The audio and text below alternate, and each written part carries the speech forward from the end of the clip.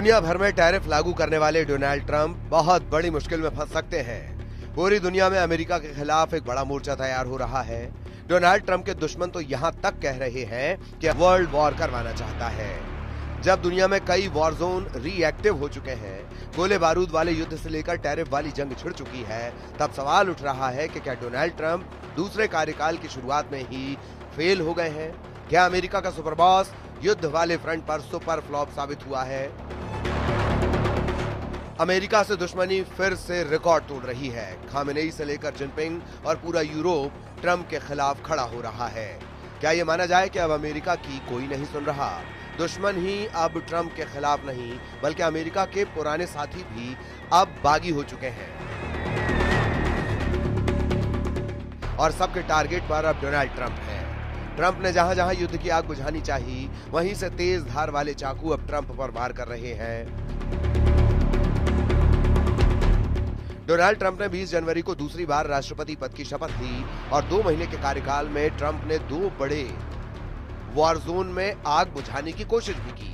पहला war zone Gaza, जहां 15 जनवरी को सीजफायर का ऐलान हुआ, लेकिन ट्रंप की शपथ से एक दिन पहले यानी 19 जनवरी को लागू हुआ वो सीजफायर ठीक 2 महीने बाद तार-तार हो चुका है। दूसरा वॉर जोन यूक्रेन, जहां डोनाल्ड ट्रंप ने बहुत मिन्नत और मशक्कत के बाद पुतिन और ज़ेलेंस्की दोनों को 30 दिन के युद्ध विराम के लिए राजी किया, लेकिन ट्रंप कार्यकाल के 2 महीने के अंदर ही यूक्रेन में फिर भयंकर युद्ध शुरू हो चुका है। यानी ट्रंप यूक्रेन में भी फेल हो गए हैं, जहां पुतिन और ज़ेलेंस्की एक दूसरे पर आग बरसा रहे हैं, और गजा में भी ट्रंप नाकाम हो चुके हैं क्योंकि इजराइल ने सीज फायर तोड़ दिया और 48 घंटे में हुई बमबारी में 700 से ज्यादा लोग मारे गए। लेकिन ट्रंप अब भी सीज फायर के मूड में है।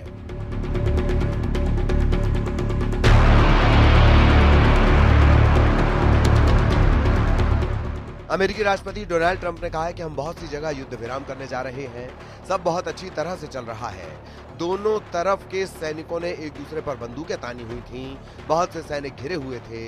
हम बहुत जल्द पूरी तरह युद्ध विराम करेंगे, हम समझौते भी करेंगे, जमीन बांटने को लेकर भी बात होगी। नेतन्याहू की गजा पर बमबारी वाली पॉलिसी ने भी ट्रंप के सीज फायर वाली कोशिश पर पानी फेर दिया है। गजा में हालात बहुत ज्यादा खराब हैं और एक बार फिर नेतन्याहू कह रहे हैं कि हमास को पूरी तरह खत्म करना ही उसका एजेंडा है।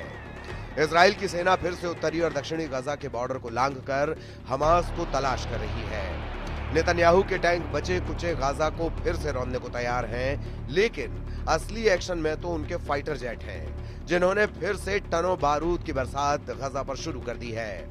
नेतन्याहू कह रहे हैं कि अब हमास से बात होगी तो बमबारी के साथ होगी। इजराइल के पीएम बेन्यामिन नेतन्याहू ने कहा कि रक्षा मंत्री से मुझे सेना की सिफारिश मिली है कि हमास पर फिर से हमले शुरू किए जाएं। अब इजराइल हमास पर और तेज हमले करेगा। अब बातचीत सिर्फ बमबारी के बीच होगी। गजा के बाद दूसरा बड़ा वॉर जोन यूक्रेन है और यहाँ पर ज़ेलेंस्की और पुतिन की दुश्मनी अब रिकॉर्ड तोड़ हो रही है। पुतिन ने ट्रंप को सिग्नल भेज दिया है कि अब सीजफायर नहीं होगा, बल्कि इतने बम बरसाए जाएंगे कि ज़ेलेंस्की सोचेंगे कि बचाएं क्या और भागे कहां। पुतिन दुश्मनी लेने वाले को माफ नहीं करते, ये बात ज़ेलेंस्की बहुत अच्छी तरह से जानते हैं। हालांकि ट्रंप से बातचीत में दोनों पक्ष 30 दिन के सीजफायर के लिए तैयार हो गए थे, लेकिन अचानक यूक्रेन और रूस के बीच बमबाजी का रिकॉर्ड टूट गया। पुतिन खार्किव से लेकर ओदेसा और सुमे से लेकर जापोरिजिया तक हमले करके बता रहे हैं कि यूक्रेन की सजा माफ नहीं की जाएगी। ये बात ज़ेलेंस्की का हर कमांडर जानता है कि जब पुतिन सजा देते हैं तो उनकी लाठी में आवाज नहीं होती। जिस युद्ध को रोकने का ख्वाब ट्रंप ने देखा था, जिस युद्ध को रोकने के नाम पर वो अमेरिका में दोबारा राष्ट्रपति बने, वो जंग अब ट्रंप के कंट्रोल से पूरी तरह बाहर हो चुकी है।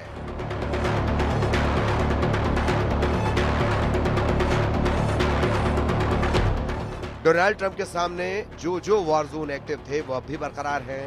गोले बारूद और बंकर बस्टर वाले युद्ध से लेकर परमाणु युद्ध के खतरे और टैरिफ वाली जंग तक ट्रंप हर मोर्चे में फेल साबित होते जा रहे हैं। उनके 2 महीने के कार्यकाल में ही सवाल उठ रहा है कि क्या ट्रंप का युद्ध खत्म करने वाला ट्रेलर फिल्म बनने से पहले ही फ्लॉप हो गया। ईरान, चीन, यूरोप ट्रंप को आंखें दिखा रहे हैं। अमेरिका का सुपर बॉस वाला रुतबा युद्ध वाले फ्रंट पर सुपर फ्लॉप होता नजर आ रहा है।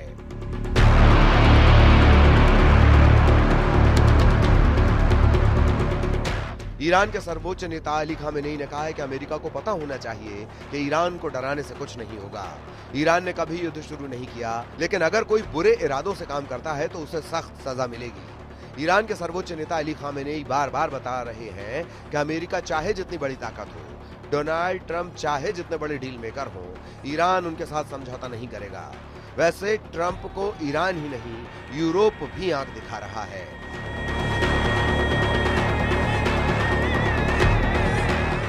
यूरोप में ट्रंप को लेकर विश्वास जगमगा गया है। पोलैंड ने डोनाल्ड ट्रंप से जो मांगा है उसे लेकर पूरी दुनिया हैरान है।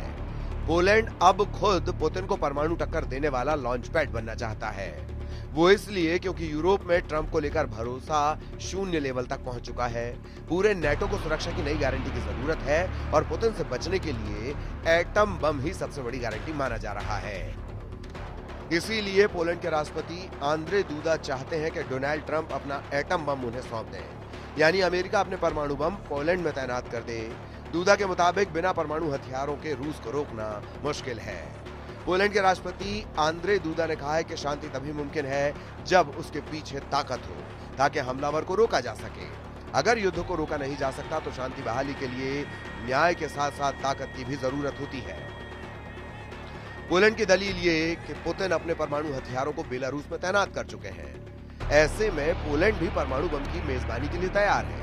इसमें कोई शक नहीं कि पुतिन के युद्ध को लेकर पूरा नेटो तनाव में है। पोलैंड तो यूक्रेन के बाद पहला फ्रंट है जहां लगातार नेटो की सेनाएं एक्टिव रहती हैं। और अब पुतिन के साथ ट्रंप की नजदीकी ने पोलैंड ही नहीं पूरे यूरोप में एक डर बिठा दिया है। पोलैंड के प्रधानमंत्री डोनाल्ड टस्क ने कहा है कि मैं भी ये चाहूंगा। ये पोलैंड के लिए स्पष्ट वजह है कि हमारी अपील को सुना जाए। उम्मीद है कि राष्ट्रपति ट्रंप सकारात्मक प्रतिक्रिया के लिए तैयार होंगे। इजराइल और यूक्रेन का रुख भी बता रहा है कि ट्रंप की नसीहत अब मजाक बन चुकी है। गजा में युद्ध विराम टूट चुका है और जब से ईरान के परमाणु कार्यक्रम को लेकर ट्रंप ने नजरें टेढ़ी की हैं, उनको भी तेहरान से कड़वे बोल सुनने को मिले हैं। इसमें कोई शक नहीं कि गजा से लेकर बेरूत और यमन से लेकर तेहरान तक डोनाल्ड ट्रंप की छवि अब डील मेकर नहीं, वॉर मेकर की बनती जा रही है। और ट्रंप के लिए बड़ा झटका यह है कि उनकी धमकियों को अब कोई गंभीरता से नहीं ले रहा। ईरान के युद्धाभ्यास भी लगातार जारी है। ईरान अपनी मिसाइलों को दिन में भी फायर कर रहा है और रात में भी उन्हें टेस्ट कर लिया गया है। ईरान ने अपने 200 किलोमीटर रेंज वाला बावर 373 एयर डिफेंस सिस्टम दिखाकर बता दिया है कि वो अमेरिका के चैलेंज के लिए तैयार है। ईरान की ये मिसाइल लंबी दूरी तक दुश्मन का पीछा करती है और फिर उसे मार गिराती है। ईरान के टारगेट पर अमेरिका का F-35 जैसा स्टेल्थ फाइटर जेट है। वैसे अब सबकी नजर ट्रंप के उन बम वर्षकों पर है जो हिंद महासागर में डिएगो गार्सिया आइलैंड पर तैनात किए गए हैं। यहाँ B-2 बम वर्षकों को इसलिए तैनात किया गया क्योंकि सबको ये लग रहा है कि अप्रैल में ही ट्रंप ईरान पर बड़ा हमला कर सकते हैं।